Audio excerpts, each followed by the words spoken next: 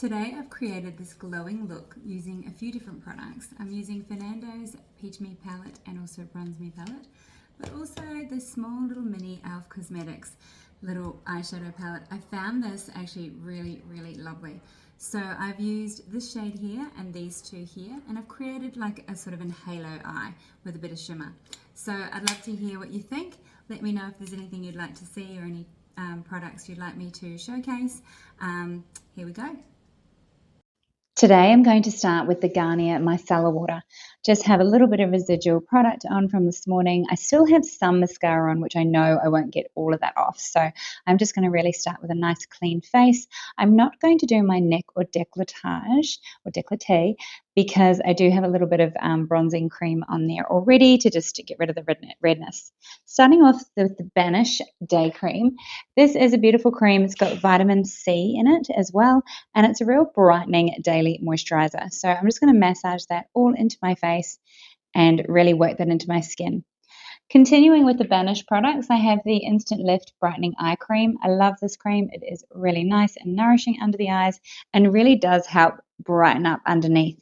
So I'm just massaging that in with my ring finger there. Just really nice and natural residual on my lips. I'm going to start the eye makeup first today as opposed to doing the base. So beginning with one of the MAC paint pots. This is in Ochre. It's a really nice sort of beige shade. It's perfect for my skin tone, and I'm using this as the eye prime base for the eyeshadows. So just really placing that on with my finger, patting it in all the way from the lash line to the brow.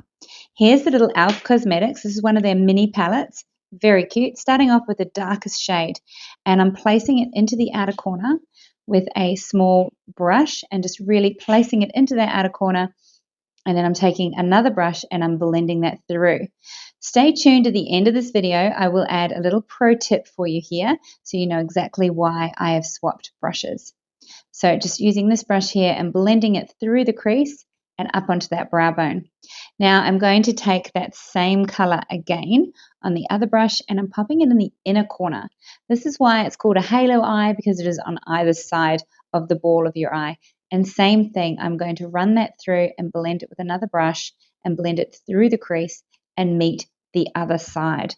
So just really blending that through, and it really creates a nice halo around the eye. Same on the other side. Now trust the process, don't worry too much. Really get that product into that outer corner, and then once you've got the product there, you can use your blending brush and blend it through the crease up onto that brow bone. Same on the inner corner, just really getting quite detailed there, placing it in and then blending it through and meeting the other side as well. Having to concentrate a little bit. Now, it is good to do the eyes first when you're using darker shadows, because then you can sort of reduce that fallout underneath going onto your foundation or your base. Now I'm taking this color again and I'm just working a little bit more in just to really deepen that shade and get a little bit more of that color payoff. Running a small amount on the outer corner and on the inner corner as well. Now you'll find throughout this video I have tapped the real inner side of my corner of my eye. Later on I will actually clean that out with a cotton tip because it does start to annoy me. It looks like I have a dot on the inner corner of my eye. So just bear with me, I will correct that later on. Just again blending all the way through the eye socket and underneath. Taking the medium shadow here, it's a really nice golden shimmer. And I'm placing it with a small flat brush over that ball of the eye and just really bringing it all the way through the middle and up to where it creases. This is so pretty, helps the eyes really pop, open up, and it really brings out the color in your eyes. Now I'm taking the lighter shimmer and just placing it just on that inner corner, not too much so you can actually miss this step if you like. And then I'm just blending with my blending brush that color back so there's no sort of stop and start where the shimmer starts and where the matte shadow ends. Once again, deepening those colors, just really trying to get that really nice and dark into that crease and then blended through. So it is a little bit of back and forth, but the end results are so worth it. It's just such a nice fresh look, great for Christmas parties coming up. So this is the Laura Mercier. This is one of her eyeshadow sticks. I'm using it as an eyeliner and I'm placing it up into the tight line. This one is in cacao. It's dark cacao. So obviously a really nice dark chocolate. This just adds weight to the eye, the top of the eye, without putting any liner all over that really nice eyeshadow. I'm using the Rumi Cosmetics Black Mascara. It's a little bit tricky as I do have some mascara left over from this morning. So I'm just really trying to work that through and comb it out. I love this. This is the Power Brow by Rumi Cosmetics, nice and easy. I am going on the inner corner of my brow as well today, just to give that a little bit deeper, because we are going for quite a bold look on the eyes. So I do like my brows to be a little bit bolder as well if I'm doing a bold eye. Like to comb it through with another spoolie wand as well. Now this is my little tip, using some eye cream or moisturizer from what we used before, using a cotton tip and just really cleaning up under the eye. Don't go too close because you don't want to rub off that bit you've blended. But as you can see, there is quite a little bit of fallout, and this just makes it so nice and clean and easy when you put on your foundation. So rather having that fallout on your foundation, now it's just on your skin. Your skin is still nice and prepped and hydrated, and then we can go in with the foundation. Foundation of choice today is the Revlon. Now this is the colorstay. It's a full cover foundation. Unusual for me to wear full cover, but I feel this look really will benefit from having a full cover. This is the matte 310. It does actually have an SPF of 10 in it as well. I'm actually going out today or even out tonight, so I will likely be washing all of this off later on.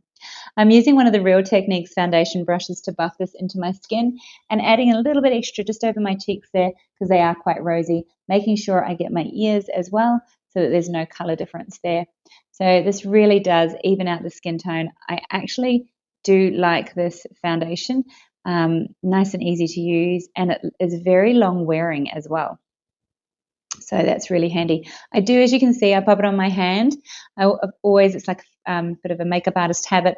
I love having it on my hand, and then I can dip it into my brush, can dip in and just take what I need. This is the Mecca Beauty Contour Wand. I've used this quite a bit in my videos. I do find it really easy. It's a little messy. I don't like the tube.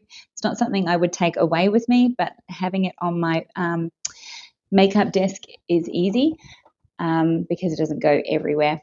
And once I've placed it on, I just push it in with the same foundation brush. I don't swap brushes here. I just use the same brush and I push it in, and it creates that really nice warm glow around the face, helps to frame it, and also helps to give me some more shape. And then later on, I will use a powder contour as well.